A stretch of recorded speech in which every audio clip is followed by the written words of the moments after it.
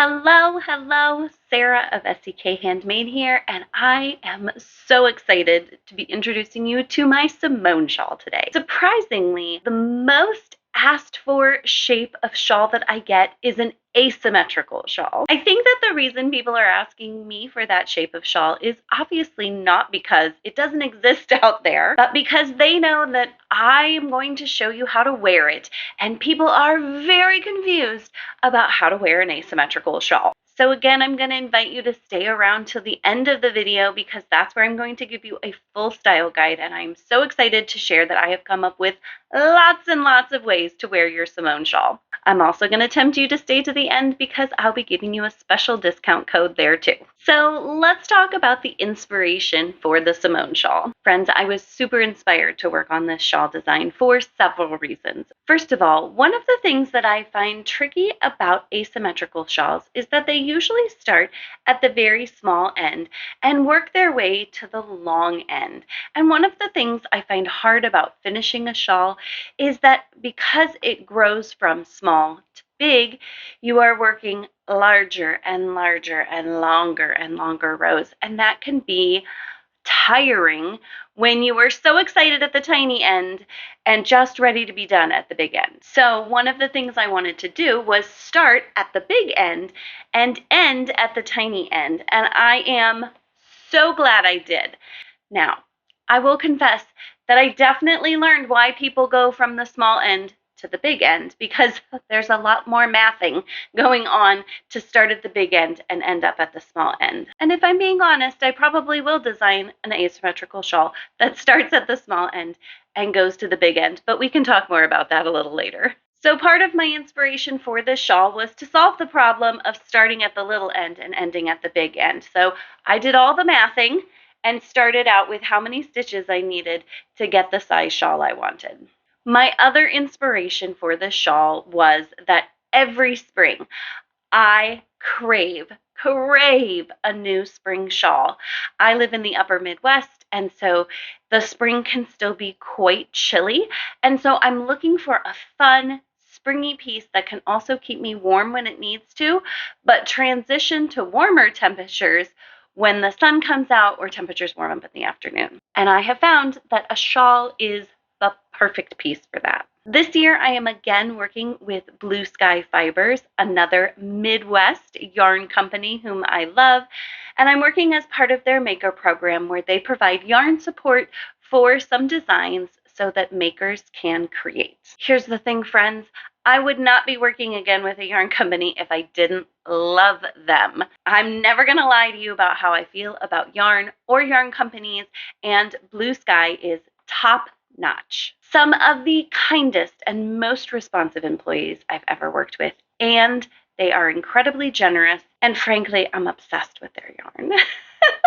They have so many gorgeous yarns to choose from. It was a little challenging to decide what I wanted to work with.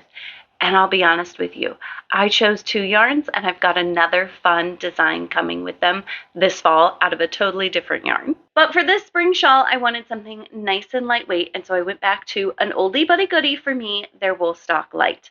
I was so inspired by these gorgeous colors, and you know, if you've been around here, that these 2 colors are some of my favorite. So I'll be honest with you, I started by choosing these 2 colors and then added in other colors until I was satisfied with what I had. I knew for spring I wanted nice, bright, and light colors because that's what I'm in the mood for in the spring, and I just really love this color palette that I chose.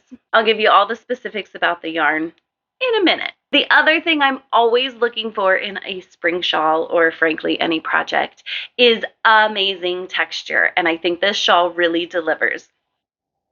You can see I've got some closed texture stitches, some open texture stitches, and then these amazing puff stitches in the bold color that really just make a fantastic fabric. So let's go ahead and talk about this amazing yarn. Like I said, I really enjoy Blue Sky Fibers Woolstock Light yarn. It's their fingering weight base, and it has just proven time and time again to be a wonderfully drapey, nice and cozy yarn that holds up so well over time. This is a 100% fine Highland wool. And if you've tried a Highland wool in the past, you might be thinking, ugh, itchy. And I will be honest, this is not the softest yarn that you're going to find from Blue Sky Fibers or other yarn companies.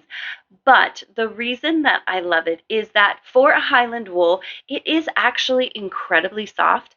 I can wear it next to my skin and it doesn't bother me at all. The other thing that I love about a yarn that's a little more rustic is that it holds up really well. Soft yarns tend to pill, and you will not find that with this fiber. Even though this yarn is a single ply, and single plies tend to be a little more delicate, I have found after working with this yarn several times that I can frog it and frog it and frog it, and it stays nice and sturdy, and I can wear it and wear it and wear it, and it still looks nearly brand new. Each skein of Woolstock Light has 208 yards per 50 grams. So in terms of a more traditional 100-gram skein, that means 416 yards per 100 grams if you want to compare it to other fingering weight yarns. The great thing about the 50-gram skeins is that you can buy multiple colors and really mix up your palette without having to invest in a full 100-gram skein for this project. One of the things I was really surprised by and thrilled about when I finished up my final shawl and figured out all my yardage is that you could absolutely make this shawl with one full skein of fingering weight yarn and 3 mini skeins, which is so fun. Love a good place to use mini skeins. Let's talk about hooks for this shawl. To give this shawl this amazing drape, I used a relatively large hook size as far as fingering weight yarn goes. I love that because only is it not quite so intimidating as using a teeny tiny hook, but it also works up surprisingly fast. And if it's your first time using fingering weight yarn, I think you'll find that you're really going to love the combination of a fine yarn and a slightly larger hook. All you're going to need for the whole entire shawl is a G+7 or 4.5 millimeter hook. Let's talk customization. All right, friends, I said I would eventually come back and tell you why at some point I would design a shawl from the short end to the long end. And the reason is customization. Because of the ever-changing stitch pattern and the fact that you work from the long end to the short end, there's not a lot of stitch and size customization that you can make to this shawl. But don't worry, there are lots and lots of ways to wear this slightly smaller shawl that I know you're going to love. The customization method that this shawl shines in is color customization. I can see this being a wonderful shawl where you take scraps of yarn and make each puff section or even each puff row a totally different color, which would be so much fun. And if you really wanted to go wild, you could maybe make all of the puff sections a color and then change up the colors in between. So much fun. I cannot wait to see how you customize your color combinations. I know it's going to be amazing. All right, let's talk styling your Simone shawl. I'm so excited for this. As I said before, I think one of the things that people most struggle with is how to style an asymmetrical shawl. This is your long end, and if you want it to act like a point of a shawl, then you end up with not a lot of fabric on this side, causing it to fall apart if you just wrap around. You wear that, it falls down. It's a problem. So the first thing I want to point out is that this asymmetrical shawl has a slanted side and a flat side, and you can wear it either direction. You can put the slanted side up by your neck and the flat side at the bottom, or you can put the flat side up around your neck and the slanted side down at the bottom. You get almost the exact same styling, and it's just a personal preference about whether you want the slant to come from this side or from this side. I feel like it's kind of like having a favorite burner on your stove. You just like it the way you like it. So feel free to take any of these styling tips and turn them around the other direction. I'm going to start off by showing you some styling tips that don't use any additional tools or jewelry, but this is also super great with a shawl pin or cuff. If you don't have one of those, I'll link a few of my favorites down in the description below. So one of my favorite ways to wrap this like a normal shawl is to go ahead and tuck this little end under your bra strap. That will anchor that little corner so that it stays in place. Then you're just going to settle the point of your shawl at whatever angle you prefer. You can keep this flat and show off the asymmetrical nature. You can point it straight down so it looks more like a traditional shawl. Either way, then you're just going to carefully wrap this around so that it stays nice and flat and isn't too bulky around your neck. The great thing about this is look at how much extra shawl I have when I wrap it around, and that means that I can keep it nice and close up by my neck when it's cool outside in the mornings. And then as the temperature warms up, I can pull this down and give myself some more space around my neck when it's warmer in the afternoons. I also love that this part of the shawl covers the fact that you have that tucked inside your shirt, and so nobody's ever going to know. Starting with it tucked inside your bra strap again.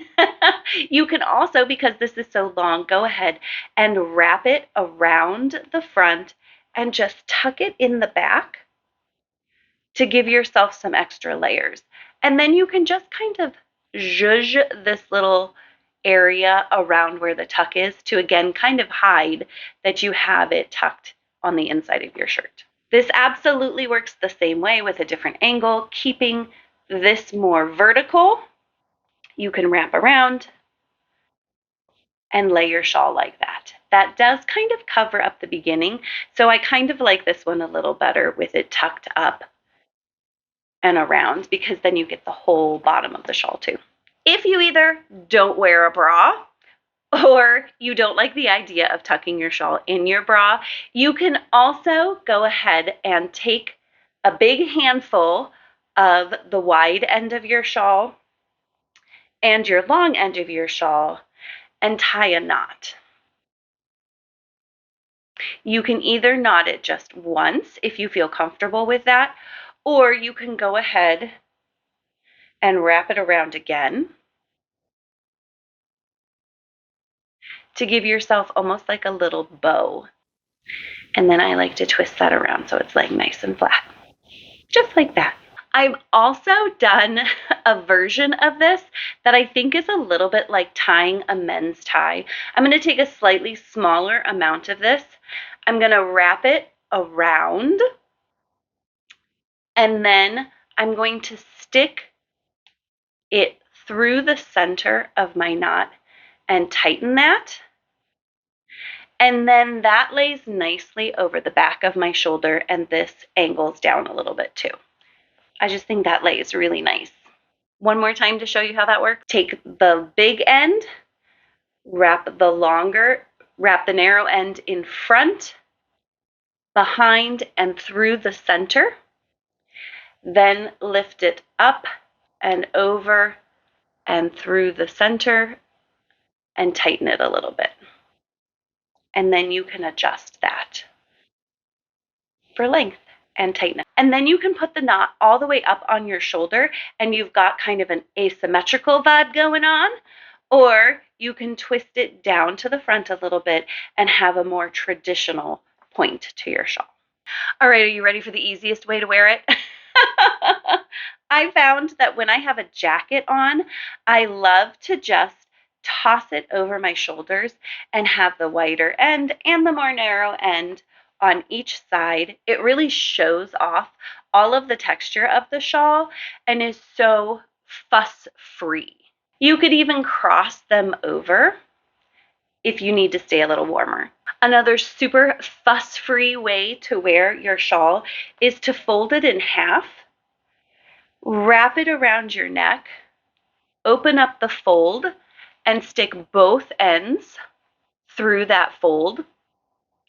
And then you've got a nice little tight, cozy scarf with the ends poking out. One of my favorite ways to wear an asymmetrical shawl, though, is to use a tulle. And those come in the forms of a shawl pin and a shawl cuff. Both of these are super inexpensive and really handy when it comes to wearing shawls of all shapes and sizes. So the great thing is that you can leave this short end right where it is when you use a shawl cuff or pin. Then you just overlap the shawl, and I kind of tuck it in, and then you take your pin and you go down through both layers and back up through both layers. You want to be a little careful as you do this. You don't want to snag or split your yarn, but then you just gently pull it through, and you know that since you've caught both layers here, it's going to lay really nicely and not come apart. So that can be done with a nice openness like this, or you can wrap it around a couple times and use your shawl pin to get the edges, just like that. Nice and tight and cozy, and it's going to stay put. If you don't love the idea of a shawl pin because you're worried that it's either going to fall out or you're going to get poked by it or it's going to get broken, then I recommend using a shawl cuff. They come in lots of different materials and styles and price points. I really love this one, and I'll link a few of my favorites below. You can use your shawl cuff just like you used your shawl pin. Wrap around, take the shawl cuff and attach it, kind of trapping both ends of your shawl, the short one and the long one there. And you can either hide the short end underneath the other side, giving it a more traditional look. Again, you could wrap around and tuck that side in too. Or you can do the kind of bow closure that we were looking at before, with the side of the shawl coming out the back there and the long end coming down. You could also mix this up a little bit by flip-flopping which side is on top and putting the short end on top, placing your shawl cuff around the whole thing again. Then you've got this little bit of your long end poking out the top, and your skinny end is kind of tucked underneath the bigger part of your shawl. If you want to get real fancy, you could layer the broader end over the top and then take your short end and fold it up and get all of those layers underneath your shawl cuff. Shawl cuffs do come in different lengths. This one might be a little easier with a bigger shawl cuff. Then you've got like a fun little twist here, and you have both ends of your shawl coming out the top. I hope that you found this style guide super helpful. I know that asymmetrical shawls can be a little more challenging to style, and I want you to be able to wear your Simone shawl all the time. I wanted to let you know that I am also super excited about releasing the Simone shawl now, because I have a fun new make-along event coming up starting April 1st. This is our second annual spring shawl along, and we'll be taking the whole month of April to make some shawls. As I said at the beginning of the video, I love a new spring shawl, and I love a make-along too. These are perfect for finishing up a project that you want to knock out quickly. There'll be lots of community and a few fun prizes too, so whether you knit or crochet, you are absolutely welcome to join us. I'll leave links below to my Facebook Make-Along group if you'd like to join on Facebook. You can also send me a message on Instagram and I'll add you to a private chat there. And we're going strong with our Discord chat, where the chat continues on and we break off into smaller groups for special events like this one. Thank you so much for sticking around until the end. As a special treat, I have a little discount code for you. Use the code SPRING20 to save 20% off on Ravelry and Etsy for the Simone shawl. This coupon code is only good March 21st through the 26th, 2024. But if you don't want to miss out on all the very best discount codes, I encourage you to sign up for my email newsletter. I'll be sending out more information about the spring shawl along and more discount codes. Thank you so much for joining me today. I hope you love your Simone shawl and wear it all the time. Happy crafting!